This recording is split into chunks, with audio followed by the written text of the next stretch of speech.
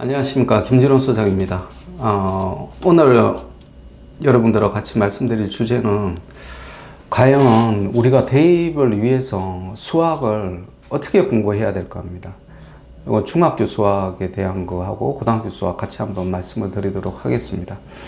기본적인 것은 제가 오늘 꼭 말씀드리고 싶었던 사항은 뭐냐면 중학교에서 제일 성행하고 있는 것이 선행학습입니다. 초등학교 한 4, 5학년 학생들도 보면 중학교 수학 2학년을 하고 있고요.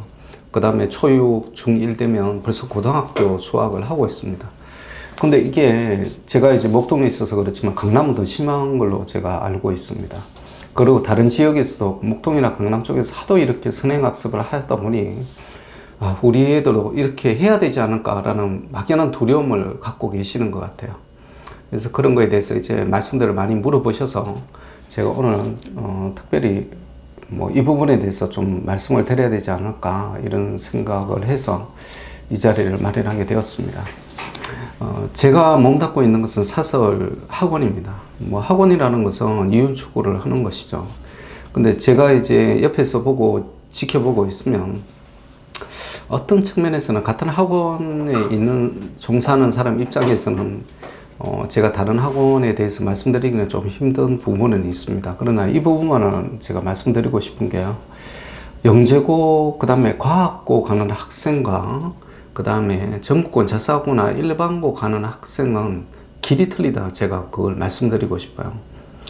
영재라는 개념은 말 그대로 우리가 말하는 수재, 영재, 천재 이런 쪽 개념, 특별히 극소수의 그룹을 얘기를 하는 것이 영재 그룹입니다.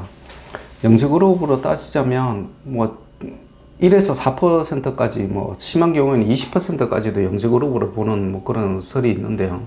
제 개인적으로는 영재학교는 우리나라에 800명밖에 선발을 하지 않습니다. 우리 지금 2022년도 정도 되면 수학 능력 시험 칠 인구가 고3 인구가 아마 42만 명 정도 될 걸로 예측을 하고 있습니다. 그럼 42만 명 중에 800명입니다. 몇 퍼센트 되는 걸까요? 1%도 안 됩니다. 근데 전부 다가 목동이나 강남 쪽을 보면 상계동도 마찬가지일 겁니다.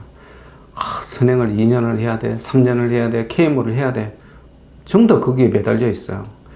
사교육비도 사교육비지만 제가 제일 안타까운 부분은 뭐냐면 재정적으로 내가 능력이 되어서 돈을 50만 원 들이든 500만 원 들이든 저는 그거는 학부모 입장에서 저는 상관없다고 생각합니다. 내가 능력이 있으면 그 정도 돈 투자할 수 있죠. 그건 상관없는데요. 근데 학생들이 과연 그렇게 투자한다고 우리 부모님들이 원하는, 그 다음 우리 학생들이 원하는 진학, 이공계 최상위 대학, 요즘은 심지어 또 의대 쪽 많이 생각하시잖아요. 의대 다 정원 합해봐야 2,700명입니다. 의학대학은. 그 안에 들어갈 수 있을까라는 것이죠. 제가 이 시간에 말씀드리고 싶은 것은 우리 영재고하고 가는 학생들이 하는 수학은 경시 수학입니다. 경시를 바탕으로 한 수학이고요.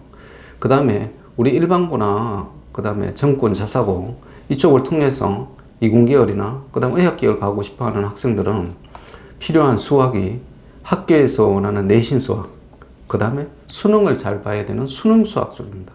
이게 왜 틀리냐고요? 경시 수학은 말 그대로 창의사고력을 굉장히 요구를 하고 있습니다.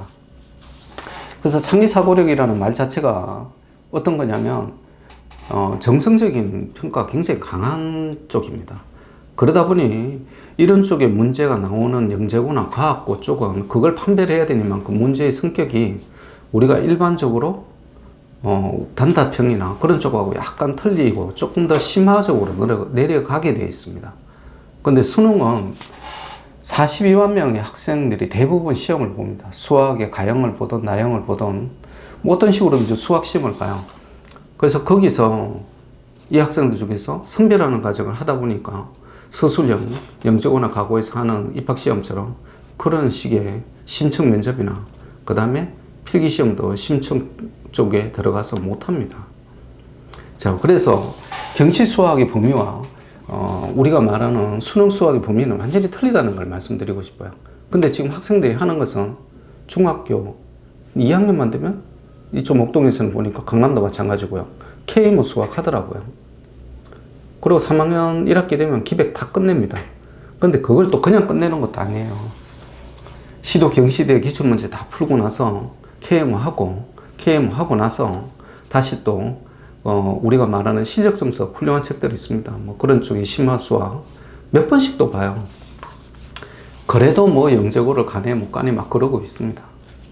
근데 내가 제일 우려되는 것은 수학적인 적성이 그렇게까지 뛰어나서 내가 수학에 대해서 너무 흥미롭고 관심이 깊어서 내가 꼭 영재고를 가야 되겠다, 과학고를 가서 수학과학을 꼭 해봐야 되겠다 하는 학생을 빼고는 저는 그렇게 공부하는 방법 반대합니다.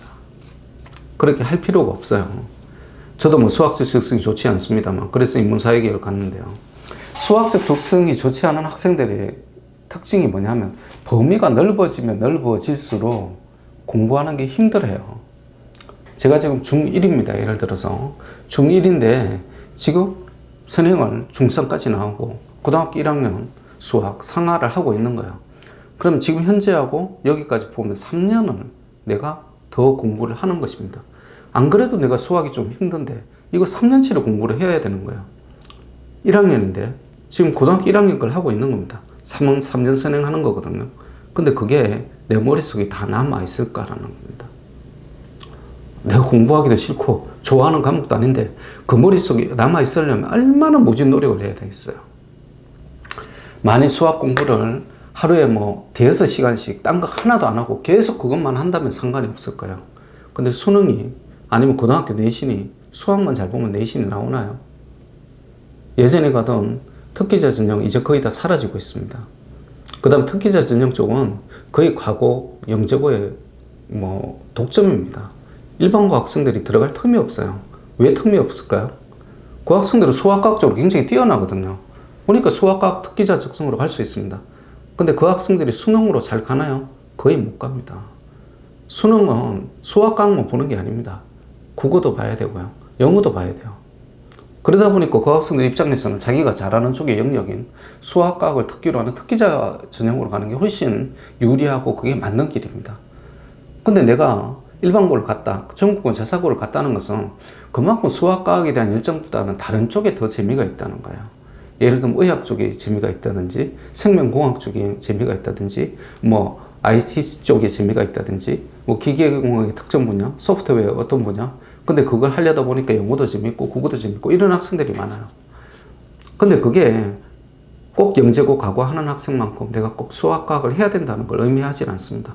그래서 학교 종류가 다양하게 있는 거잖아요. 고등학교가. 제가 추천해드리고 싶은 선행은 1년입니다. 뭐 저희 학원에서도 뭐 3년 뭐 이런 거 하는 반들이 많은데요. 그거는 그 학생들을 위한 과정입니다.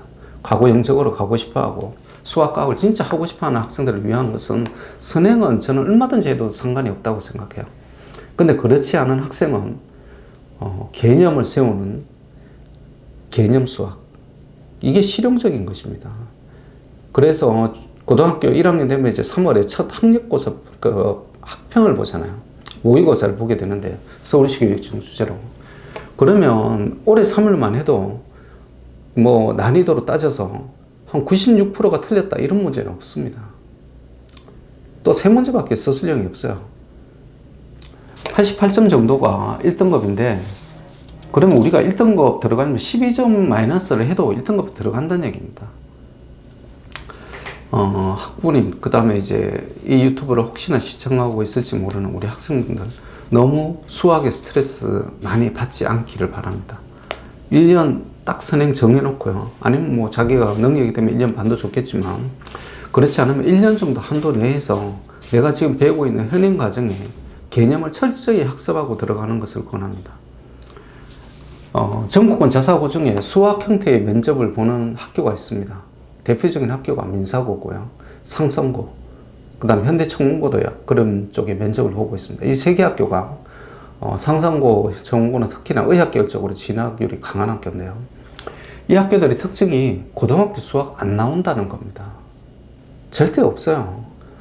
과학고 영재고에서 보는 수학의 심한 문제하고 또 결이 틀립니다. 나중에 그 제 유튜브 동영상 그 상상고나 민사고 편을 보시면 알겠지만 그 중학교 수학 심화 열심히 한 학생이면 충분히 다 풀 수 있는 문제들입니다. 그리고 나서 뭘 보나요? 민사고는 영어 면접 보고요. 국어 면접 보고요. 독서 인성 면접 봅니다. 상상고는 안 그런 거예요. 60%는 수학과학 면접이지만 40%는 인성 독서입니다. 자, 내가 가야 할 길이, 그 다음 나한테 맞는 길이 어딘지 다시 한번 생각해 보시고요. 나한테 적절한 수학 학습법이 어떤 건지를 다시 한번 생각해서 실천을 하시기를 권해드립니다. 그래야 스트레스 적게 받으시고요. 그래야 학교 생활도 즐겁게 할 수 있는 것입니다. 네, 오늘은 여기서 마치겠습니다. 감사합니다.